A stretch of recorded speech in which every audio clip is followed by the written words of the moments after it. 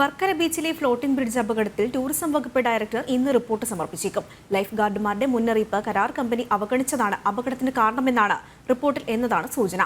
സുരക്ഷാ മാനദണ്ഡങ്ങൾ പാലിക്കാതെയാണ് floating bridge പ്രവർത്തിച്ചതെന്ന ആക്ഷേപം നിലനിൽക്കെയാണ് കരാർ കമ്പനിയെ മാത്രം പഴിചാരി തടിയുരാനുള്ള ടൂറിസം വകുപ്പിന്റെ ശ്രമം. ഒരു സുരക്ഷാ മാനദണ്ഡവും പാലിക്കാതെയാണ് ടൂറിസം വകുപ്പ് ഫ്ലോട്ടിംഗ് ബ്രിഡ്ജ് പ്രവർത്തിപ്പിച്ചിരുന്നതെന്ന് വ്യക്തമാണ്. കരാർ കമ്പനിയെ തിരഞ്ഞെടുക്കുമ്പോൾ എന്തൊക്കെ മാനദണ്ഡങ്ങൾ പാലിക്കണമെന്നും വ്യവസ്ഥയില്ല. അപകടത്തിന്റെ ഉത്തരവാദിത്വത്തിൽ നിന്ന് ടൂറിസം വകുപ്പ് തലയൂരാനാണ് ശ്രമിക്കുന്നത്. ഉത്തരവാദിത്വം കരാർ കമ്പനിക്ക് മാത്രമാണെന്ന റിപ്പോർട്ടാണ് തയ്യാറാകുന്നതെന്നാണ് സൂചന. ടൂറിസം വകുപ്പ് ഡയറക്ടർ ഇന്ന് റിപ്പോർട്ട് മന്ത്രിക്ക് നൽകും.